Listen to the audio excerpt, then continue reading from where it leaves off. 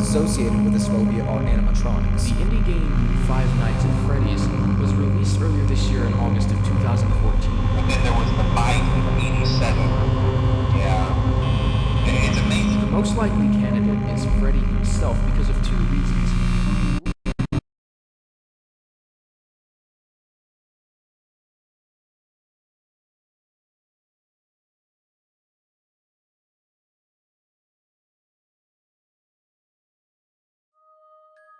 Automatonophobia is defined by psychologists as the fear of anything, specifically any machine, that is designed to represent any conscious being. Among the culprits associated with this phobia are animatronics, 7-foot-tall, anomaly-prone, walking living machines. You've probably seen these guys appear in more youthful facilities like amusement parks and arcade centers. The indie game Five Nights at Freddy's was released earlier this year in August of 2014.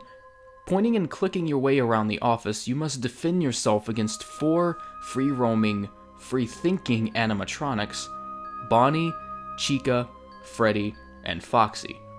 Their main disposition is to find your character and stuff you inside one of the suits because of their confusion between you and a mechanical exoskeleton. Each of the 5 nights begins with a pre-recorded message on the phone from who you are led to believe is the guy that had the weekly position before you. Nice enough to provide a description of what the job might require, as well as a few uncanny experiences he had while on his nightly patrol. The messages become increasingly anxious, up to the 4th night where he is found and captured by one of the animatronics. The 5th and final message is dark, distorted, and absolutely begs for a decryption. But we'll come back to this later. Games like this are deceptive because the horror speaks for itself.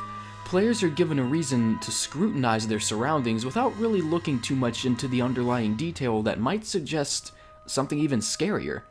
Five Nights at Freddy's has a story, confirms creator Scott Cawthon, but it would take an observer that wouldn't mind going into extremely meticulous detail to figure it all out.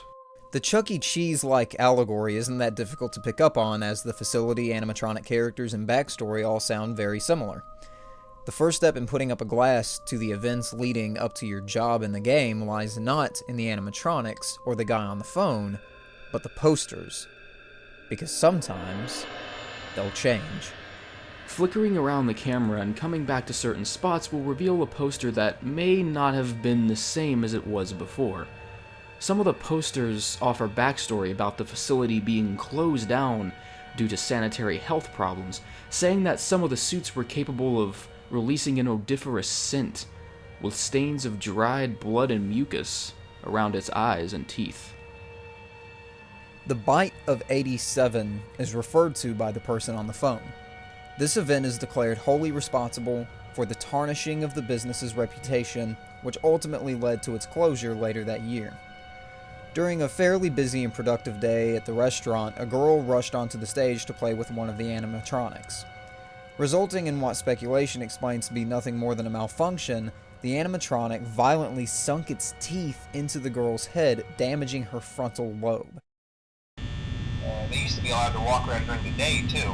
But then there was the bite of 87. Yeah. It's amazing that the human body can live without the frontal lobe, you know? Now, concerning your safety... Parents were outraged, authorities were contacted, lawsuits were filed. Everyone in the building that day wanted the animatronics dismantled and the restaurant shut down. The explanation of the animatronic responsible is vague. Foxy would be anyone's first guess because of his sharp teeth, but in the second game, which supposedly takes place either during or right before the event, Foxy is found backstage the entire time, leading to an inconsistency in the story. The most likely candidate is Freddy himself because of two reasons. Rules are posted in the game by one of the cameras, one of which deems it unsafe to touch or interact with Freddy in any way that might insinuate hostility. Why would this rule exist exclusively for Freddy for any other reason but to alert people that he was the culprit responsible for the bite?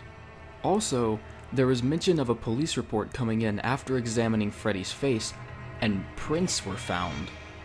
Handprints that might have indicated a struggle, like someone was trying to resist against him. But wait, 1987? The plot of the game couldn't have been that far ahead. At the end of the nights, you're given a paycheck of about $120 that covers a 30-hour work week, resulting in a $4 an hour minimum wage. With this in mind, the year had to have been set around the early 90s. That would have been the historically correct wage amount for that time specifically. But there was something else that happened that didn't exactly help the restaurant's reputation. Later on, not too long after the bite of 87, 5 children were reported missing after another busy day at Freddy Fazbear's Pizza. This wasn't discovered right away, but after the 5 children went missing, the restaurant was under fire again as infuriated parents started to point fingers at the animatronics for exhibiting a foul, rotting stench. It was later concluded that the 5 children were murdered and stuffed inside the animatronics as means of discarding the evidence. What happened was this. A man took the liberty of dressing up as one of the mascots, leading the children into a concealed and isolated back room where he brutally murdered them. A suspect was arrested very soon after the event's exposure, but people have numerous theories on who exactly it was. The animatronics, being prone to anomaly and malfunction, give evidence to the theory that they themselves murdered the children.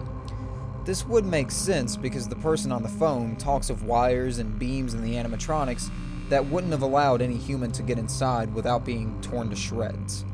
In the second game, there's implication of a costume you can wear. A new mechanic is introduced allowing you to hide from the searching antagonists by putting on a Freddy headpiece.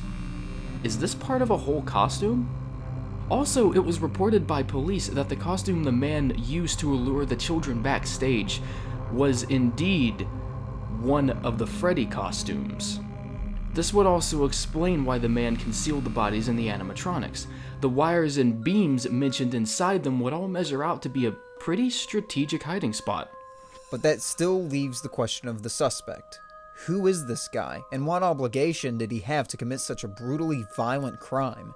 It would obviously have to be someone who knew there was a costume in the back that could have been used, as well as someone that could have accessed the backstage area. What most people believed happened was that this was the work of an irascible and homicidal former employee because of his knowledge of the building and the machinery.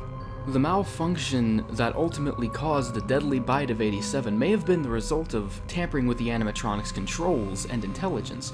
This was traced back to a certain worker. We'll go ahead and call him Worker X, as the culprit's name was unidentified, and the worker was fired instantly and blamed for the damages. Absolutely furious at the conclusion of what happened, he decided to enact his bloody revenge, which ultimately led to the murder of the 5 children. It's very important here to be reminded that during both the bite and the missing children incident, there were only 4 animatronics. This is where Golden Freddy's significance is at its most explainable.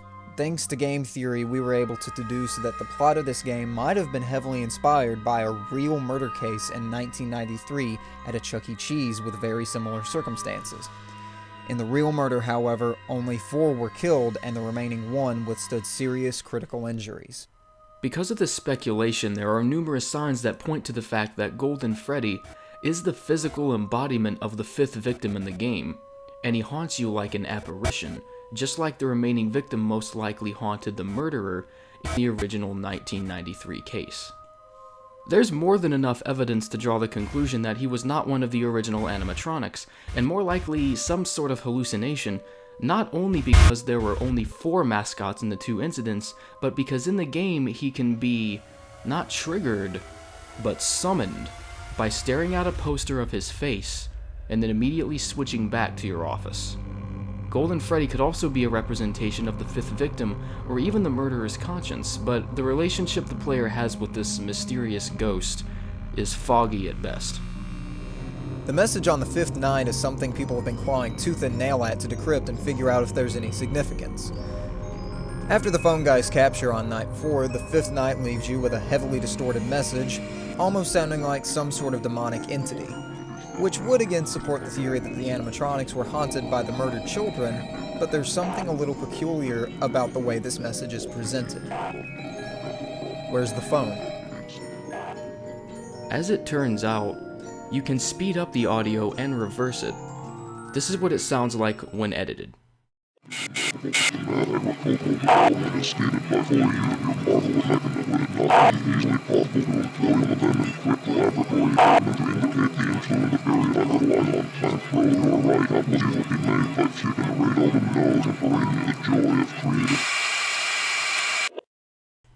You might be able to pick up on a few key words such as laboratory or machine or mechanism in the recording.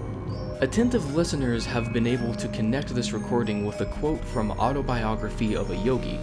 The full quote is listed in the description below, but at the risk of sounding anticlimactic, there's really no significance to the context of this quote and is only meant for environmental purposes, as far as we know. To wrap things up, let's go ahead and fast forward to the 7th night, a bonus night in the game only reachable by completing 6 others beforehand. Braving the difficult horrors of the 7th and final night will earn you not a check, but a notice of termination. The reasons for this as listed on the sheet are unprofessionalism, odor, and other things. But there's one that kind of seems to stick out: tampering with the animatronics. Isn't this what the employee in the Chuck E. Cheese murder case was rumored to have done as causation of his release? What might this say about your character? After all, the murder did take place after hours. The phone guy says the animatronics are after you because of your resemblance to an exoskeleton, but you can see other exoskeletons in the security camera feeds that none of them seem to interact with. It's just... What is this facility you're working in? Is it nothing more than a cognitive hallucination constructed by the character to appease his guilt for what happened to the children? One of the most popular theories says exactly this: that out of the sheer guilt of the events that transpired that day, you suffered a mental breakdown and subjected yourself to your own little hell, forever dodging the gnashing teeth of your animatronic nightmares. Now that the sequel has officially been out for a while, it is doubtful that some of these theories will remain to be untouched due to additional evidence. More of these will possibly be unraveled as we go. The mysteries behind Golden Freddy might be unveiled or even susceptible to more controversy. It's hard to tell at this moment, but in the meantime, enjoy the games, support both releases, and watch that power level.